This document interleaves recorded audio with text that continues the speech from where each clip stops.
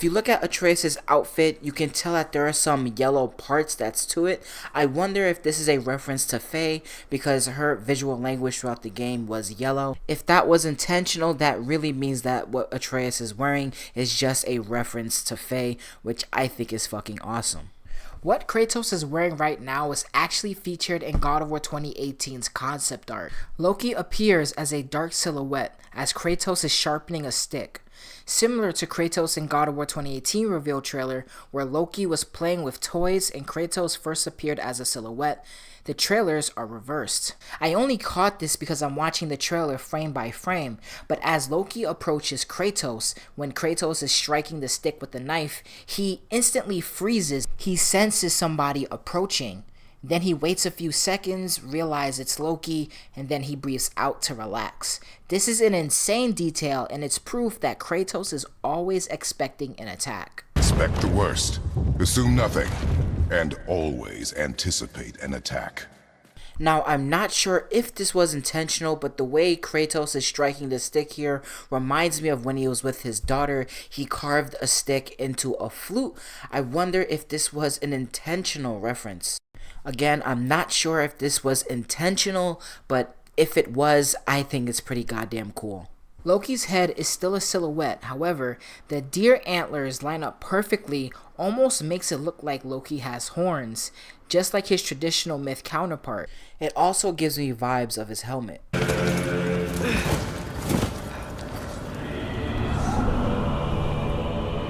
Time is running out. The prophecies say... We talked about this already, but the ball pendant Atreus is holding here has runes on it, which translate to Hati. Fimbulwinter leads to Ragnarok. War is coming. My story doesn't end. Sony Santa Monica already released the name of these two wolves. Them using wolves doesn't surprise me. There was a moment in lore and legends 1 year after the events of God of War 2018, wolves surrounded Atreus. The wolves all started to howl. Atreus started to hear buzzing in his ear, and then he put down his bow because he no longer felt threatened. Wolves seem to want to work with Loki, so it makes sense that they're here pulling the sled. Doesn't end hiding in these woods. I should be out there, finding out who I am, who Loki is.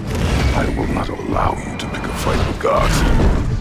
I don't want to fight anyone. I just want answers. And if those answers lead to war with Asgard?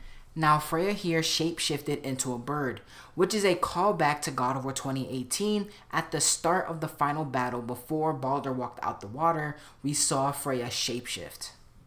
Freya draws a sword. She found her warrior spirit, which Pamir told her how to get at the end of God of War 2018. Some people said Freya's sword pushed through the shield, which is false. Going through this frame by frame, the Guardian Shield simply didn't close in time.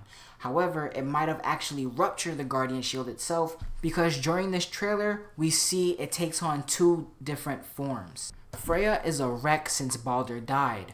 Her hair is unorganized, dried mascara is on her face from her tears. Her outfit has a very sorrow vibe to it, compared to her appearance in God of War 2018, when in that game she was almost perfect. Speaking about her outfit, it seems Freya is wearing pieces of Baldur's yellow clothes around her arms and her legs. A metal object Baldur wore on his back pants, Freya now wears on her front. I think this really shows that Freya literally can't let go of Baldur. Maybe that's what Mother wanted. We do not know what Mother wanted. Well, I recognize that dour expression anywhere. Odin's got tricks up his sleeve we haven't dared to consider. In lore and legends, Mimir was reading a book. Now we see how he was turning the pages. It was a spoon that was in his mouth. When we're exploring Midgard, instead of a boat, we'll be taking a sled instead. Sony Santa Monica already confirmed we will be able to travel to every single realm. All 9 are explorable, and the ones we did explore in God of War 2018 will have brand new areas. This includes Midgard. Here we can see there are 2 ravens. Is Odin watching us still? In lore and legends, Atreus actually shot down a few ravens because when he tried to feel them, he felt nothing. They felt empty, like they didn't have a soul. Atreus said in the book that these were spies of Odin. Is it possible, even to this moment, he's still watching us? Maybe he's having a laugh that Freya is now trying to destroy us. What if there was someone who could help us? You mean Tyr, the old god of war in these lands, who is dead? Well, for a dead man, Odin seemed pretty keen on seeing he wasn't found. If he's out there, we gotta find him. Here is a zoomed in image of the entire environment. We're definitely not in Midgard anymore, considering that Midgard is completely frozen. On the top right here, there is a winged beast. Possibly an enemy we'll have to fight against, possibly a dragon. They show up a lot throughout this trailer and when we're in this area, so I'm not going to point out every single time where we see one of these creatures flying in the sky, but they are there. This is the realm of the dwarves. You can actually see a dwarf on the bridge above us. Also, you can look in the distance and see their little houses.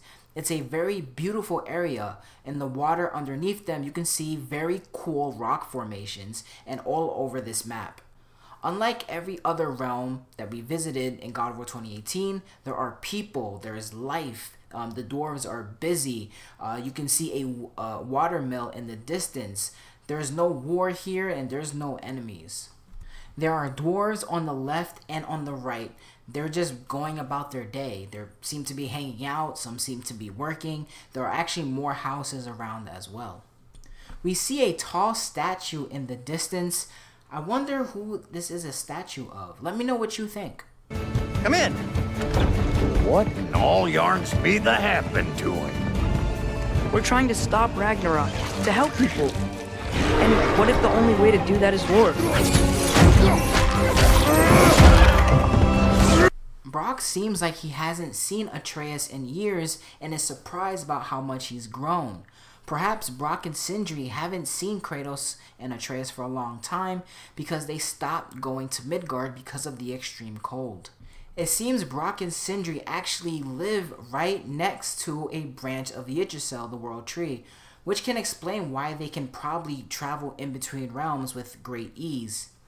This person's name is Durlin. Not too much is actually known about him at the time of this recording. Sony Santa Monica might have put out some information about him at this point. But what's more interesting about this scene is if you look down at the book, there is a symbol of two snakes that are on it. Perhaps Durlin knows something more about Ragnarok or Tyr. When we get more information, I'll make a separate video about this. Basic enemies, but more importantly, look at Atreus' back. There seems to be a space for a melee weapon. Also, Kratos' axe holder is the Omega symbol, which represents Greek, his homeland. Loki's is in a shape of a snake, representing his homeland. This mark is white. Now, if it were yellow, I'd be screaming that this is a fake connection, but it's simply not. This is just a normal video game, video language telling the player that this is the way to go. And I find it funny that only God of War is the only game that could have players questioning the visual language of the game.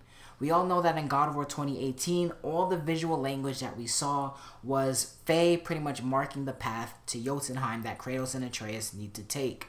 In this game, sadly, it's just normal video game language. War is not the only way. Stop thinking like a father for a moment and start thinking like a general. No! You seem like a calm and reasonable person. Are you a calm and reasonable person? Kratos is holding the bag that once carried Faye's ashes. Kratos is in deep thought. When Atreus entered the cave at the start of this trailer, Kratos didn't even look at him. It seems like he doesn't want to find Tyr at all, but Atreus is making him do it. The quest in Kratos' head will only cause more trouble, but Loki refuses to listen. Now we see him here stroking the bag, most likely wondering, what would Faye do? Is this the right way to go? just wanting to talk to. Even after the events of the previous game, Kratos is still not comfortable always wearing the Blades of Chaos around because he's not wearing it in this scene. I'm so happy that they decided to show Thor. I really, really am. But I do have some questions about the dialogue. The description of Thor says that Thor is pissed off because he lost both his sons and Balder. However, here he's talking to us. I mean, who starts a fight by asking if we're a calm and reasonable person? It's very weird. What do you all think is going on here?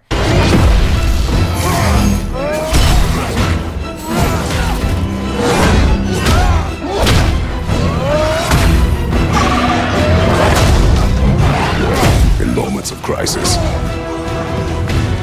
panic does nothing. Harness it. Let it serve you.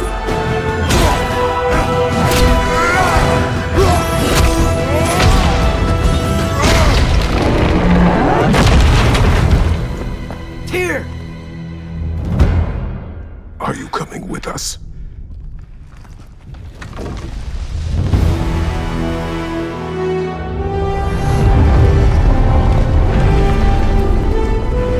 An enemy shows up in a beam of light. This could be maybe Asgard is sending down people to stop us from rescuing Tyr. Asgard will be in the game, so maybe this is some sort of Bifrost. I gotta say, Tyr's temple covered in snow looks absolutely amazing. Like, it looked really good at the end of God of War 2018 when Fimbulwinter started, but now the environment is completely changed, and I think it looks cool as hell. In God of War 2018, we fought the Dark Elves and helped the light. This time it seems we're helping the dark and fighting the light.